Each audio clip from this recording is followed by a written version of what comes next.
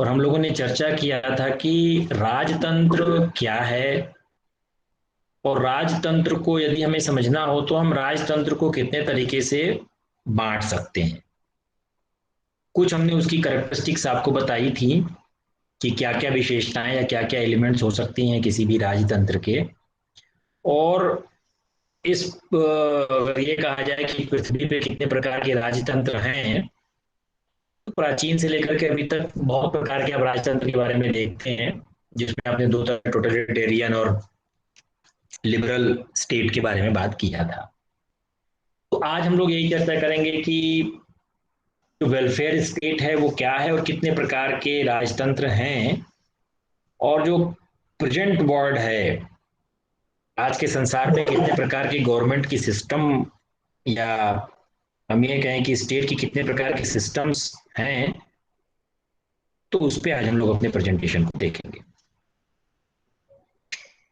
हमने चर्चा किया था कि स्टेट के चार एलिमेंट्स हैं: पॉपुलेशन, टेरिटरी, उसकी अपनी एक गवर्नमेंट, और फिर बाद में आपने कहा था कि उसकी सोवर्निटी होनी चाहिए। अब इससे संबंधित एक प्रश्न मैं आपसे फिर से रखूंगा और फिर आप लोगों को सोचने के लिए कहूंगा, फिर बताइएगा कि क्या उसमें आंसर हो सकता है। जब हम वेलफेयर स्टेट की बात करते हैं, कल्याणकारी राज्य की बात करते हैं, तो कल्याणकारी राज्य क्या है? जो अपने यहाँ की जो पॉपुलेशन है, जैसे चार एलिमेंट आप जानते हैं, एक है पॉपुलेशन, टेरिटरी, गवर्नमेंट और सोवर्निटी। अर्थात जनसंख्या, उसका भूभाग या क्षेत्रफल या क्षेत्र कह लीजिए, वहां का शासन व्यवस्था या सरकार कह लीजिए, और फिर उसकी संप्रभुता है। तो जो वेलफेयर स्टेट्स होते हैं, जितने भी कल्याणकारी राज्य होते हैं, वहां की सरकार का इस तरह का रूप होता है कि वह वहां के लोगों के कल्याण के लिए कार्य करती है। अब गवर्नमेंट क्या है? गवर्नमेंट आप समझ रहे हैं कि स्टेट का एक एलिमेंट है गवर्नमेंट। यहाँ पर जिसको हम गवर्नमेंट की बात कर रहे हैं, और जनरली हम इंटरचेंज भी बहुत सारी जगहों पे आपको इंटरचेंज करके स्टेट को ही गवर्नमेंट के रूप में वो कहते हैं कि स्टेट में गवर्नमेंट गवर्नमेंट, लेकिन आप समझ रहे हैं कि ये दोनों अलग अलग हैं। तो जो वेलफेयर स्टेट होगा, जो कल्याणकारी राज्य होगा, उसकी सरकार का ऐसा रूप होगा कि वह अपने जनसंख्या को या अपने यहाँ के रहने वाले लोगों को, या यूं कह लें कि वहां के नागरिकों के लिए कल्याण की व्यवस्था करता है, कल्याणकारी राज्य स्थापित करता है। अब कल्याणकारी राज्य के लिए कौन कौन से बातें आप कह सकते हैं कि किसको कल्याणकारी राज्य में आप शामिल करेंगे, कौन कौन से कल्याणकारी राज्य हो सकते हैं? तो इसके कई प्रिंसिपल्स हैं। जो हम वेलफेयर स्टेट की बात करते हैं या कल्याणकारी राज्य की बात करते हैं, वो कुछ सिद्धांतों पे काम करता है। कौन से सिद्धांत हैं? एक सिद्धांत है इक्वल अपॉर्चुनिटी का। यदि कोई वेलफेयर स्टेट होगा, तो वेलफेयर स्टेट के प्रत्येक नागरिक को, प्रत्येक सिटीजन को समान अवसर मिलेंगे। उनको जो अपॉर्चुनिटी मिलेगी, जो किसी भी काम को करने के लिए, शिक्षा के लिए या किसी भी क्षेत्र में अगर आप देंगे, तो सभी के लिए समान अवसर होंगे। किसी भी आधार पर उनके अंदर किसी प्रकार की डिस्क्रिमिनेशन नहीं होगा। And equitable distribution of wealth. और उस राज्य की, जिसको आप कल्याणकारी राज्य कह रहे हैं, उसकी जितनी भी संपत्ति होगी, चल संपत्ति हो, अचल संपत्ति हो, जो उसका प्रोडक्शन हो, प्रोडक्शन से जो चीज उसके पास प्राप्त हो रहा हो, कृषि हो, जो कुछ भी आप कह लीजिए, उन सभी का समान वितरण होना चाहिए। तभी आप उस गवर्नमेंट को, उस प्रकार के सरकार को तभी आप कल्याणकारी कह सकते हैं, जब वहां के पूरी संपत्ति का, पूरी वेल्थ का इक्विटेबल डिस्ट्रीब्यूशन हो। किसमें? वहां के नागरिकों में। और तीसरी बात आप कह सकते हैं वेलफेयर स्टेट का जो प्रिंसिपल है, कि पब्लिक रेस्पॉन्सिबिलिटी फॉर सिटीजन्स। वहां के जो नागरिक हैं, वो नागरिक स्वयं अपने उत्तरदायित्वों को समझते हैं। वो वाली बात नहीं कि रेल अपनी संपत्ति है, तो रेल में जो आईना लगा हुआ है, आईना को खोल करके घर ले जाइए, या रेलगाड़ी में जो पंखे लगे हुए हैं उसको उठा करके घर ले जाइए क्योंकि हमारी संपत्ति है, या ट्यूबलाइट लगे होते हैं हमारी संपत्ति, घर ले जाइए। ये नहीं। वो यदि रेल आपकी संपत्ति है, इट मीन्स कि वो आपकी अकेले की नहीं, सभी की संपत्ति है। इसलिए आपको पब्लिक रिस्पॉन्सिबिलिटी ऑफ सिटीजन्स की, जो गवर्नमेंट बात करती है वेलफेयर स्टेट में, कि प्रत्येक नागरिक की कुछ अपने लोक उत्तरदायित्व हैं, जो सभी व्यक्तियों को या सभी नागरिकों को इस बात को समझना चाहिए। आवाज आ रही है आप लोगों को? Yes sir. Hello. Yes sir. और वेलफेयर स्टेट में जो स्टेट होता है, जो राज्य है, राज्य जो स्टेट है, state protects and promotes the economic and social wellbeing of citizens. Any how, साम दाम दंड भेद जो कुछ भी आप कह लीजिए, उन सब चीजों को अपनाकर उसका जो मुख्य उद्देश्य होगा, मेन जो पर्पज है वेलफेयर स्टेट का, वो ये है कि वो सोशल वेलबींग, अपने नागरिकों के लिए सामाजिक, जिसको आप कह लीजिए तंदुरुस्ती जो बनाता है, सामाजिक संतुष्टि बनाने का काम करता है। और वो इकोनॉमिक के आधार पे और सामाजिक के आधार पे, दोनों पर आधार पे होना चाहिए। और ये चीज उनको प्रोटेक्ट करती है, प्रमोट करती है। अर्थात वहां के जो नागरिक होंगे, उन नागरिकों की जो आर्थिक, कह लीजिए आर्थिक तंदुरुस्ती हो या सामाजिक तंदुरुस्ती हो, इन सारी चीजों को वो स्टेट जो होता है वो प्रोटेक्ट करता है, स्थापित करता है और आगे प्रमोट भी करता है। वहां के लोगों के लिए एक हेल्दी इन्वायरमेंट बनाने का काम करता है, इकोनॉमिक के पॉइंट ऑफ व्यू से और सोशल पॉइंट ऑफ व्यू से। जहां पर मिक्स्ड इकोनॉमी है, जिसको आप मिश्रित अर्थव्यवस्था कहते हैं, और मिश्रित अर्थव्यवस्था की आप बात जानते हैं कि जितने भी प्रोडक्शन के या उत्पादन के जो साधन होते हैं, उसमें मिक्स्ड अर्थात मिश्रित रूप से उस पर आधार होते हैं। पब्लिक और प्राइवेट, पीपीपी मॉडल में आप जानते हैं, पब्लिक प्राइवेट पार्टनरशिप, ये बहुत मॉडल में चलता है। तो funds governmental institutions for health care and education. जो मिक्स्ड इकोनॉमी है, मिक्स्ड इकोनॉमी मतलब क्या, स्टेट का भी और व्यक्ति का भी, प्राइवेट और जो पब्लिक, इन दोनों की जो इकोनॉमी पे जो आधार है, जो उनका नियंत्रण है, वो फंड करती है हेल्थ केयर के लिए, एजुकेशन के लिए गवर्नमेंट फंड उपलब्ध कराती है। वेलफेयर स्टेट की खास बात यह है। इसलिए देखिए, जितने भी सरकारी विद्यालय हैं, इन सारे सरकारी विद्यालयों में जो या अस्पताल आप कह लीजिए, जितने भी सरकारी हॉस्पिटल्स हैं, उस पर देखिए कितना सस्ता इलाज होता है या कितनी सस्ती फीस होती है। हम लोग जब पढ़ाई करते थे 10+2 में, तो मात्र 6 रुपए फीस लगा करती थी। जिस विद्यालय से हम पढ़े, नेशनल इंटर कॉलेज था, तो वहां पर मात्र 6 रुपए फीस हुआ करती थी। और वो भी 3-3 महीने की ऐसे ऐसे लगती थी फीस, हम लोगों के सर जमा करते थे।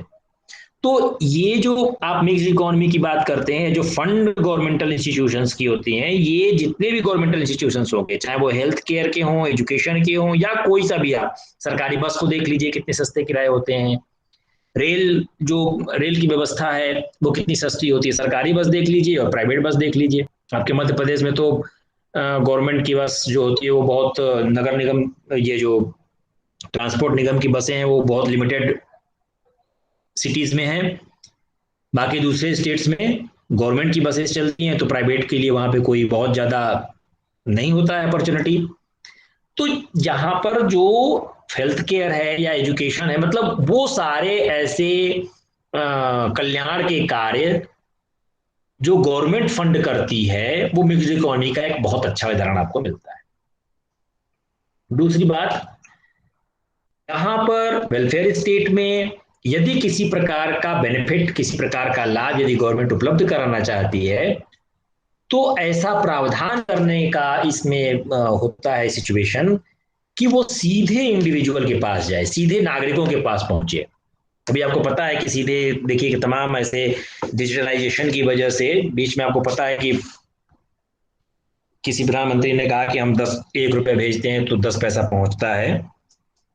तो वहां पे बीच में लोग कमीशनबाजी की वजह से वो पूरे 90 पैसे खत्म हो जाया करते थे या 80 पैसे खत्म हो जाया करते थे। लेकिन ये जो डायरेक्ट बेनिफिट आप बात कर रहे हैं, कि सिटीजन जो है, जो वहां का नागरिक है, वो अगर एजुकेशन पे खर्च कर रहा हो या चिकित्सा पे, स्वास्थ्य पे खर्च कर रहा हो, तो वो उसके सीधे उसको बेनिफिट मिलता है, बीच में कोई उसका लाभ नहीं उठा सकता। जो लोग उठाते हैं तो वो इसका मतलब कि सिस्टम में कहीं ना कहीं करप्शन है। And such public pension and social insurance, और यहाँ पर जब वेलफेयर की बात होगी तो वहां पर पेंशन की बात होगी और आपका सामाजिक बीमा होगा कि आप रिटायरमेंट के बाद कैसे जीवित रहेंगे। तो आप पेंशन के हकदार होते हैं यदि आप इस तरह के किसी सरकारी कार्य में यदि आप इन्वॉल्व होते हैं तो, या सरकारी सेवा यदि आप देते हैं, गवर्नमेंट सर्विस यदि आपकी होती है, सरकारी सेवा में होते हैं, तो वहां पर आपके लिए पब्लिक के पेंशन की स्कीम और सोशल इंश्योरेंस की बात होती है।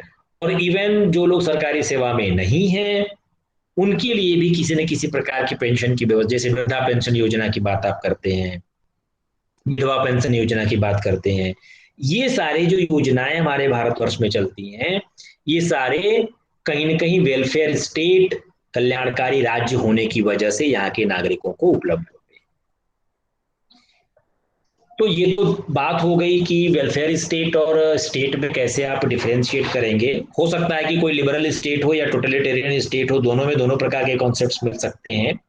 हो सकता है टोटलिटेरियन स्टेट में आपके सिटीजन्स के लिए बहुत ज्यादा वेलफेयर की बात कर रहे हो तो वो भी वेलफेयर स्टेट होगा, और यदि लिबरल स्टेट कर रहा हो तो वो भी आपका हो सकता है वेलफेयर स्टेट के रूप में।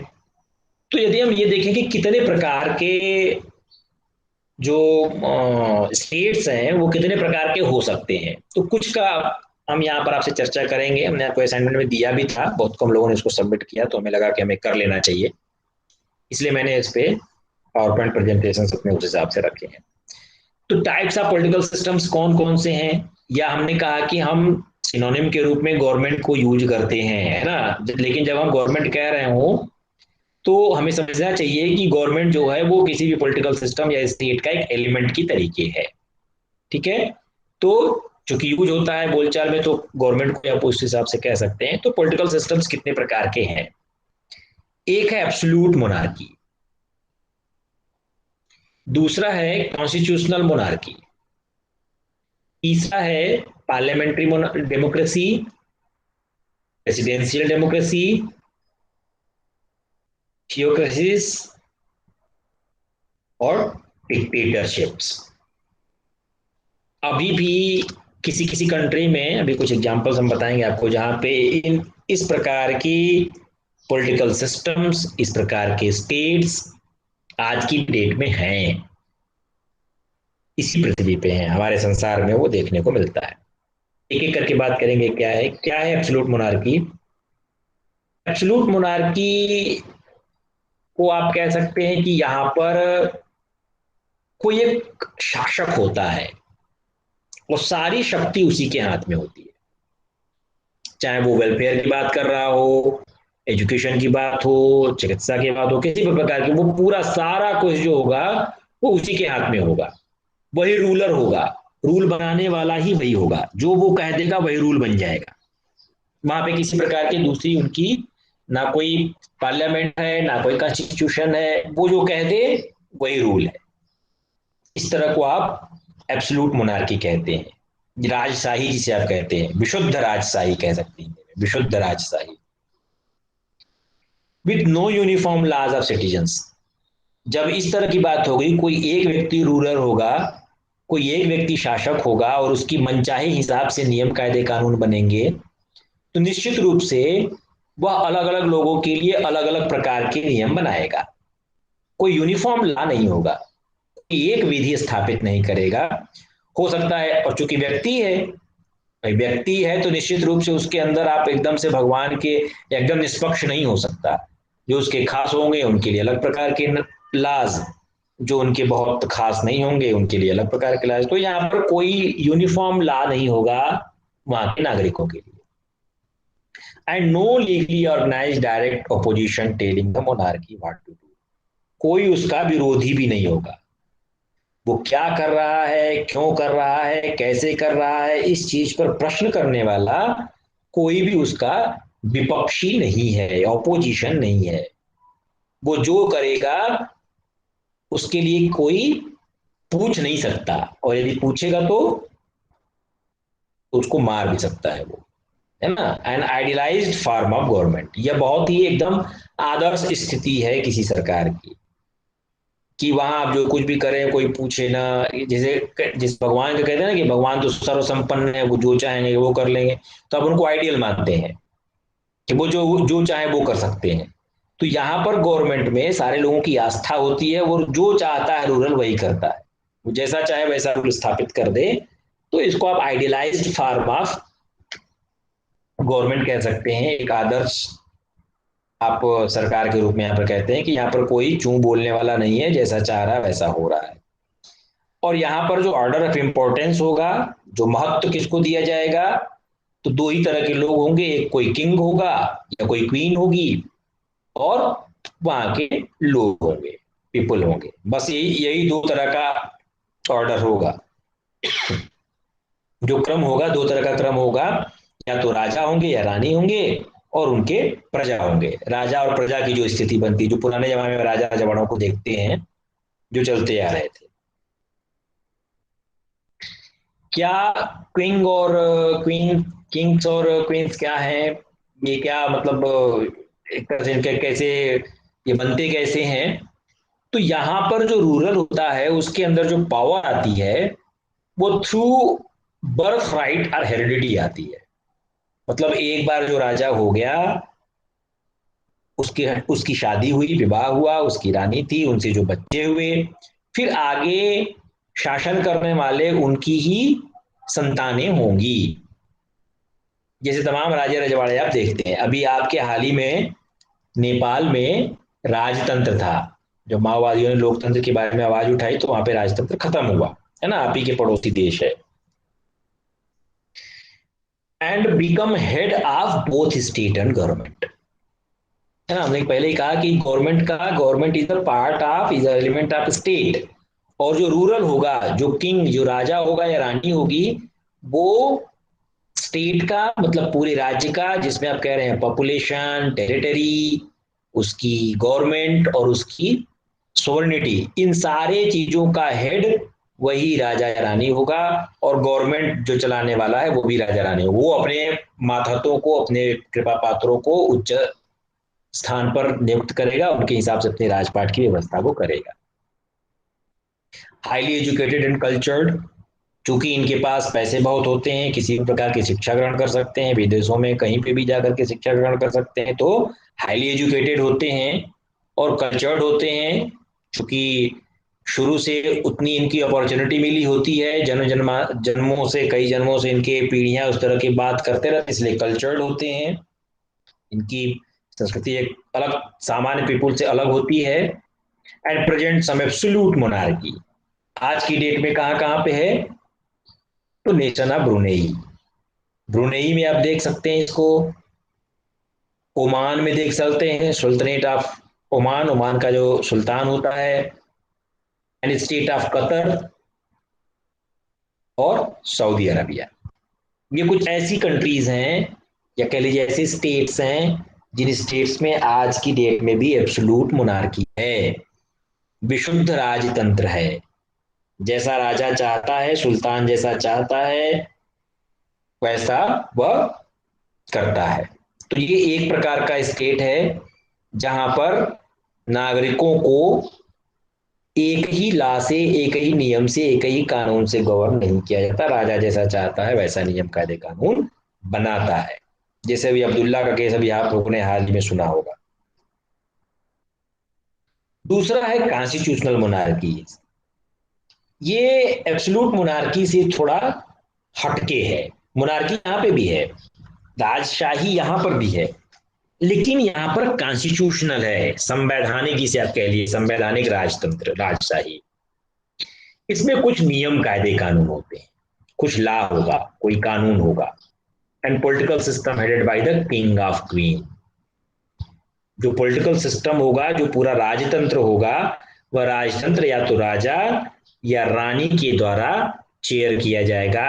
उसका जो सुप्रीम होगा वो राजा या रानी होते हैं, ruling allowed by a constitution. लेकिन वहां पर एब्सोल्यूट मोनार्की में क्या है कि राजा ही सारे नियम जो वो बना दे, जो कह दे वो नियम बन गया। लेकिन यहाँ पर ऐसी बात नहीं है, यहाँ पर हेड तो जरूर होगा, किंग या क्वीन जरूर होंगे वो, लेकिन रूलिंग जो होगी, जो शासन व्यवस्था होगी, वो शासन व्यवस्था किसी एक संविधान के तहत होगा।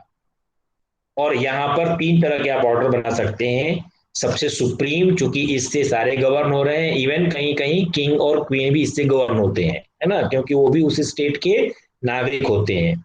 तो सबसे सुप्रीम जो स्टेटस है वो है कॉन्स्टिट्यूशन का। इसके बाद किंग या क्वीन आते हैं, फिर पीपल आते हैं। वहां की वहां की जनसंख्या जो है, या वहां के जो सिटीजन है, जो नागरिक है, वो आते हैं। इस प्रकार का जो आप कह लीजिए पॉलिटिकल सिस्टम है, वो यूनाइटेड किंगडम में, नीदरलैंड में, स्पेन में, बेल्जियम में, स्वीडन में, मलेशिया में और जापान में है, जहां पर आपको कॉन्स्टिट्यूशनल मोनार्की दिखाई देती है, अर्थात संवैधानिक राजशाही यहां पर है। हेलो।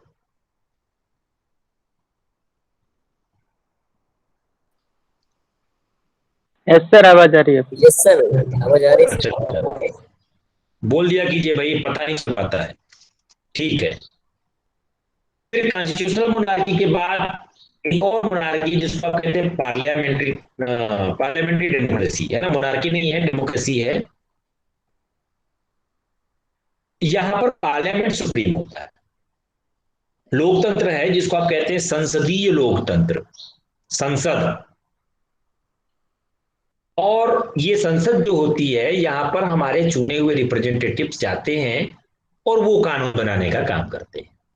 यहां पर सबसे सुप्रीम बॉडी जो होती है वो पार्लियामेंट होती है, संसद होती है। और इसी संसद में ही आपके सारे कायदे कानून, नियम जो होते हैं, लॉज जो होते हैं, वो बनाए जाते हैं। And regular election eight a fixed period. जो पार्लियामेंट्री डेमोक्रेसी है, एक निश्चित समय अंतराल के बाद यहाँ पर चुनाव होता है, मतदान होगा, है ना, जैसे अपने भारतवर्ष में है। यहाँ पर हर 5 साल में चुनाव होता है।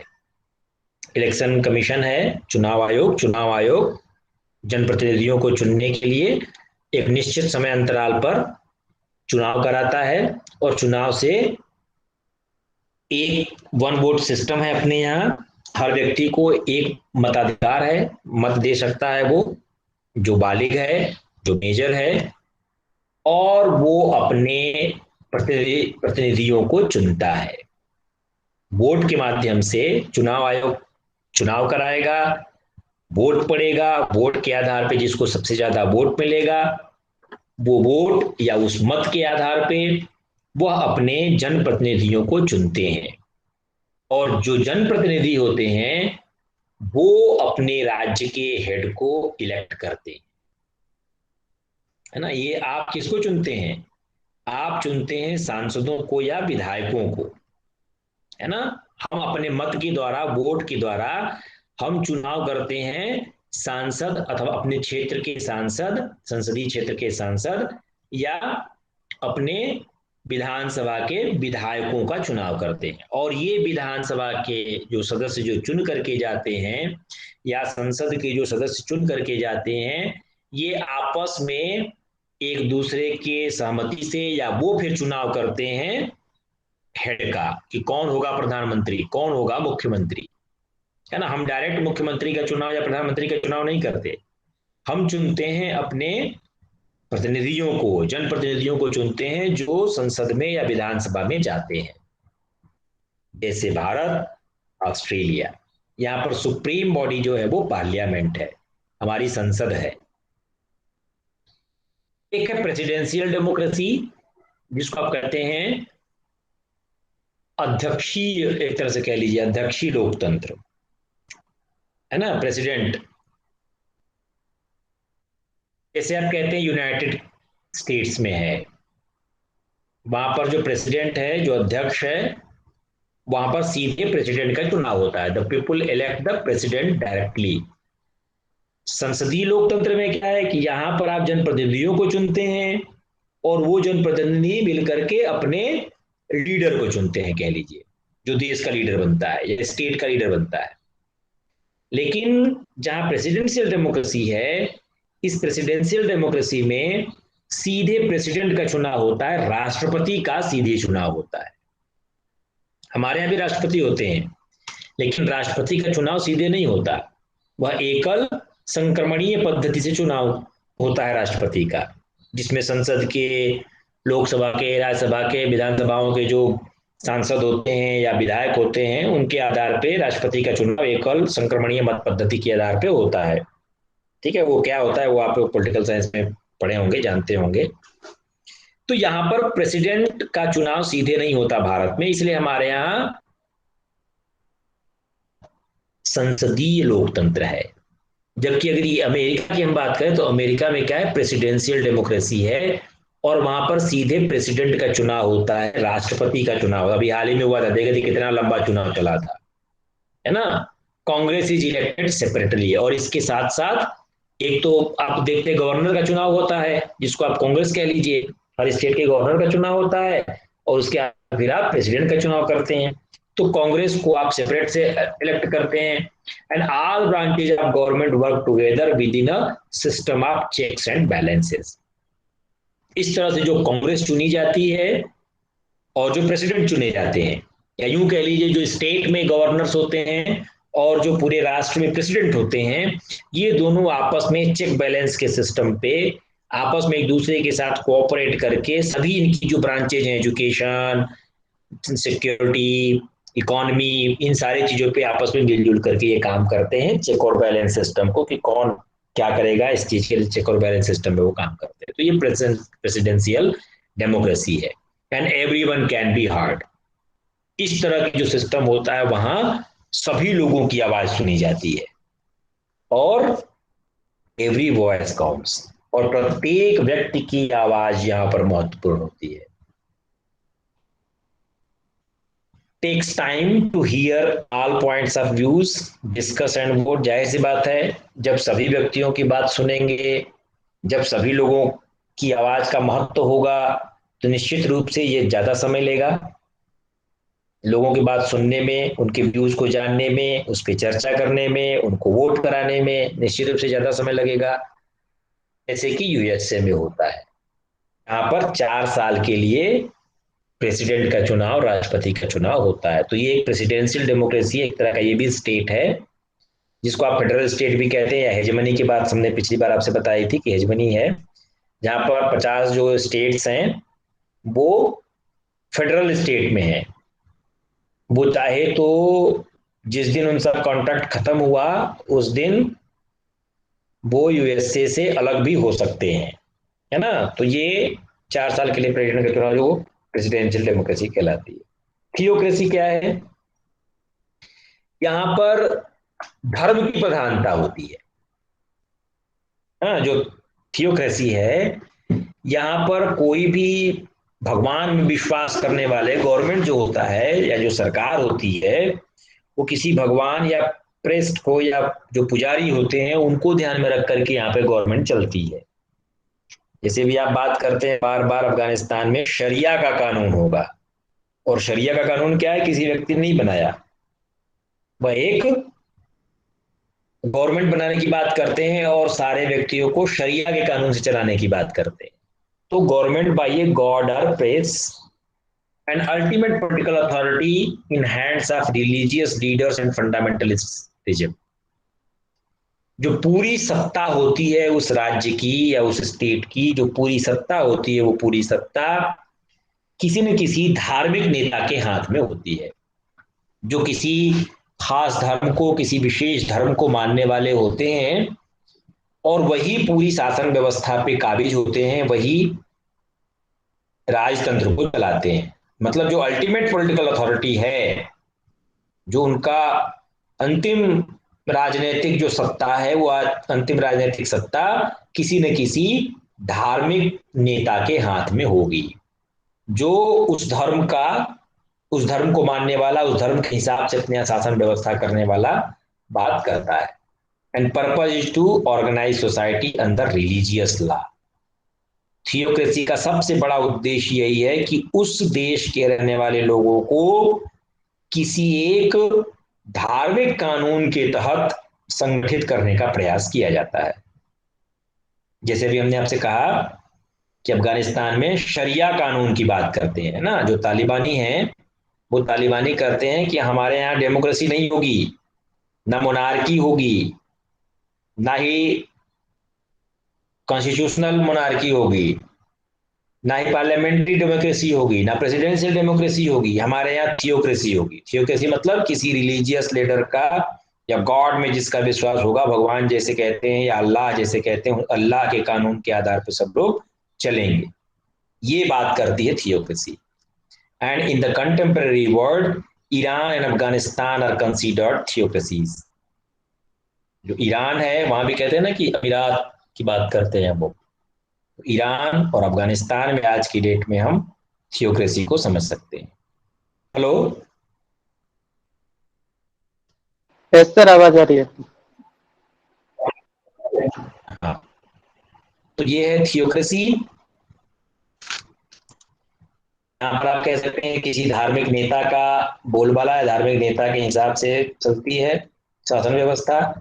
नेक्स्ट है डिक्टेटरशिप, जिसको आप अधिनायक तंत्र भी कह सकते हैं। An absolute power is concentrated in a dictator. जो पूरी शक्ति होती है उस स्टेट को चलाने की, उस राष्ट्र को, उस राज्य को चलाने की, वो किसी एक डिक्टेटर के हाथ में होता है। देखिए, डिक्टेटर भी एक तरह की ऑटोक्रेसी ही है ना। डिक्टेटर क्या है? Dictator is a ruler who is unconstrained by law and usually rules with terror. अभी आपने एब्सोल्यूट मोनार्की में भी देखा कि वहां भी कोई एक रूलर है, कोई एक शासक है। लेकिन एब्सोल्यूट मोनार्क में या राजा और जो रानी है उनकी तुलना में डिक्टेटर में क्या अंतर है कि यहां पर आतंक से राज्य चलाया जाता है, भय से, डंडा मार के। यदि आप उसकी बात नहीं मानेंगे तो वो आपको आपका हाथ काट देगा, आपका पैर काट देगा, आपको सूली पे चढ़ा देगा, गोली मार देगा। ये डिक्टेटर के काम होते हैं, जो अधिनायक तंत्र आप कहते हैं उनको। तो यहाँ पर रूलर ये भी है, ये भी शासन चलाने का काम करते हैं। और यहाँ पे भी किसी प्रकार का कोई विशेष लॉ नहीं है, कोई नियम नहीं है। और मुख्यतया आप एब्सोल्यूट मोनार्की से इसकी तुलना अगर करें तो एब्सोल्यूट मोनार्की में किसी प्रकार का टेरर नहीं है, लोगों का उसमें विश्वास है, उस विश्वास की वजह से वो शासक बना हुआ है। लेकिन यहाँ पर भय की वजह से लोग उसके शासक, उसके शासन में अपने काम को करते हैं। Dictator can do what he wants.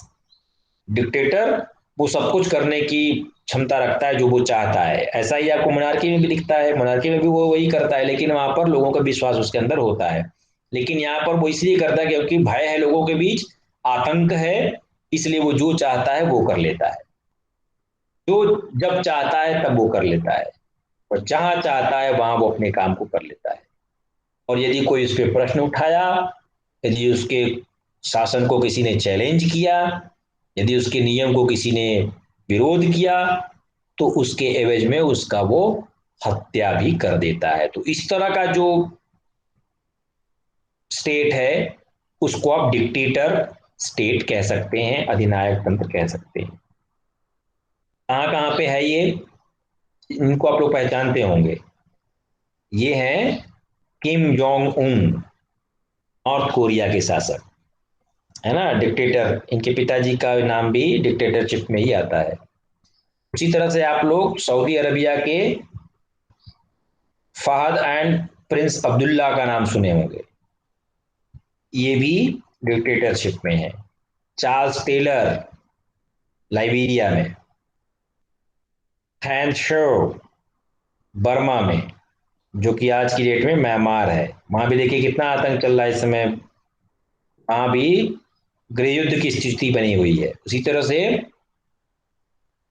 Teodoro ओबियंग pneuma, है ना, इक्वेटोरिया गिनिया में। उसी तरह से सपार मुराद नियाजो तुर्कमेनिस्तान में। गद्दाफी का नाम आप लोग सुने होंगे लीबिया में। कास्त्रो का नाम सुने होंगे क्यूबा में। अलेक्जेंडर लुकाशेंको बेलारूस में। रॉबर्ट मुगाबे जिम्बाब्वे में। ये कुछ ऐसे शासक हैं जिनका नाम संसार के मशहूर डिक्टेटर्स में आता है ना। इसके पहले अगर आप जानते हो तो आप हिटलर का नाम ले सकते हैं, मुसोलिनी का नाम ले सकते हैं, बोनापार्ट का नाम ले सकते हैं। ये कुछ ऐसे डिक्टेटर्स हैं, ऐसे अधिनायक तंत्रवादी हैं जो यदि आपने इनके खिलाफ कुछ बोला, अब ये किम जोंग उन का आप लोग तो तमाम सुनते होंगे, वहां पे पूरी मीडिया पे भी इन्हीं का राज्य है। वो जो चाहते हैं वही लोग देखते हैं। यहाँ पर खास तरह का बाल रखने का सिस्टम है ना। वो बाल आप दूसरी तरह से, ऐसा नहीं कि आप किसी भी तरीके का बाल कटा लेंगे, आपको वैसे ही बाल रखने हैं जैसे बाल इन्होंने निर्धारित किए हैं। तो ये कुछ डिक्टेटरशिप अपने राज्य में, अपने राजतंत्र में उस तरह की व्यवस्थाएं करता है, जैसा वो चाहता है वैसा ही हर काम करने की कोशिश करता है, अपने हिसाब से नियम कायदे कानून बनाता है। और यदि कोई उसका विरोध करता है तो उसका हत्या करके अपनी बात को मनवाने के काम भी वो करते हैं। अब कौन सा अच्छा है, इसके लिए आपको होमवर्क है कि आप जितने भी अभी आपने देखा, जो हमने आपसे कहा, absolute monarchy, constitutional monarchy, parliamentary monarchy, parliamentary democracy, presidential democracy, dictatorship, इन सब में कौन सा अच्छा है, इन सब के 3 अच्छी बात और 3 बुरी बात लिखिएगा, है ना। सबके नाम लिखिएगा और फिर बताइएगा कि इसमें इनकी क्या 3 अच्छी बात है, क्या 3 बुरी बात है। एब्सोल्यूट मोनार्की का, कॉन्स्टिट्यूशनल मोनार्की का, पार्लियामेंट्री डेमोक्रेसी का, प्रेसिडेंशियल डेमोक्रेसी का, थियोक्रेसी का, डिक्टेटरशिप का, ये 6 तरह के भी हमने आपसे चर्चा करी। और इसको आप अरेंज करिएगा, रेट करिए कि सबसे अच्छा कौन, उससे अच्छा कौन, उससे अच्छा कौन, उससे अच्छा कौन, या उससे सबसे अच्छा कौन, उससे खराब कौन, उससे खराब कौन, उससे खराब कौन, उससे खराब कौन और सबसे खराब कौन, है ना। इसको एक रेट, एक क्रम में बनाइएगा, अर्थात सबसे अच्छे को 1 नंबर, सबसे 1 से 6 तक की आपको नंबर देनी है, और कौन सा आप कैसा समझते हैं इसके बारे में अपने आंसर दीजिएगा। ये कुछ रेफरेंसेज हैं जिससे आप इससे संबंधित और सूचनाएं या और ज्ञान प्राप्त कर सकते हैं। Thank you. अब यदि आपके कोई इससे संबंधित प्रश्न हो तो हम लोग बातचीत कर सकते हैं, बताइए।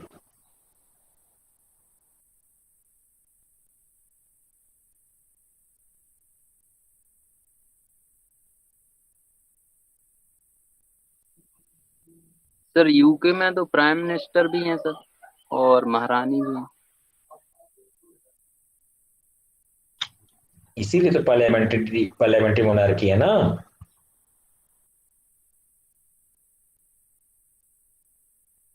भाई वहां पे पावर एब्सोल्यूट मोनार्की नहीं है, है? पावर किसके हाथ में होगा?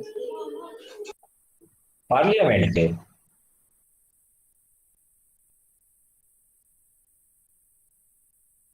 फिर सर उसका उनका क्या महत्व है, फिर जो रानी है वहां की, महारानी? अब मोनार्की है, बनी है, सदियों से चलती चली आ रही है, और लोगों का उसमें विश्वास है। किसी जमाने में नेपाल में भी था, नेपाल में भी लोगों का विश्वास था, तो राजतंत्र राज सही चल रही थी, है ना। इसीलिए इतने प्रकार के है ना व्यवस्थाएं, इतनी प्रकार की व्यवस्था जो है वो राजतंत्र पे देखने को मिलती है। अब क्यों की स्थिति में तो आप किम जोंग उन को भी कह सकते हैं कि क्यों वो ऐसे कर रहे हैं। सुनते तो होंगे ना, तमाम बहुत चर्चा का विषय, जब कभी कोई बात आती है बड़ा चर्चे के विषय बन जाते हैं, अपनी मिसाइलों के परीक्षण को लेकर के, और तमाम ऐसी इनकी है जो। ठीक है, तो अलग अलग सिस्टम है, पॉलिटिकल सिस्टम चल रहा है।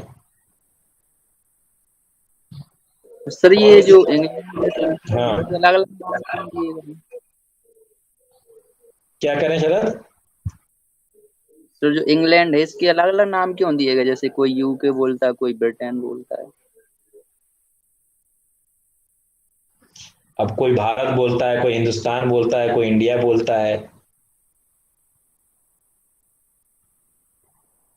जैसे आपका घर का नाम, लेकिन जो नाम रखने का कोई वो नहीं है, आर्यावर्त भी कोई कहता है, यूनाइटेड किंगडम आप जानते ही हैं उसका नाम है ना। लेकिन यूनाइटेड किंगडम में तमाम जो वो कौन सा स्कॉटलैंड, हॉलैंड और इंग्लैंड, अभी आपको ज्यादातर पॉलिटिकल साइंस वाले ज्यादा अच्छे से बता पाएंगे। सर स्कॉटलैंड, वेल्स और इंग्लैंड मिलकर सर यूके बनता है। यूके बनता है, हाँ बिल्कुल सही बोला शिवम, है ना। तो वो एक अलग कॉन्सेप्ट है, हालांकि और इंग्लैंड सर एक अगर अलग उसमें कंट्री नॉर्दर्न है। आइलैंड मिला दिया जाए तो सर उसको कहते हैं, वो कह दिया जाता है जो अपन यूनाइटेड बोलते हैं ब्रिटेन बोल देते हैं है, सर। क्या बोल देते हैं?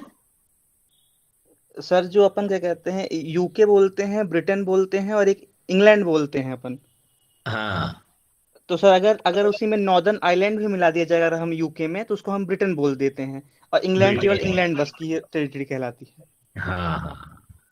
लेकिन ये स्टेट यूनाइटेड किंगडम तब था जब ये सारे मिले थे, तब उनको यूनाइटेड किंगडम आप कहते थे, क्योंकि यूनाइटेड थे। लेकिन बाद में वो अलग अलग हो गए, तो इसलिए इंग्लैंड, ये सारे अलग अलग, हॉलैंड और ये सब बन गए। ठीक है। अखंड भारत जैसा कॉन्सेप्ट है यस। सर, जैसे इसमें अफगानिस्तान और सब मिला दे।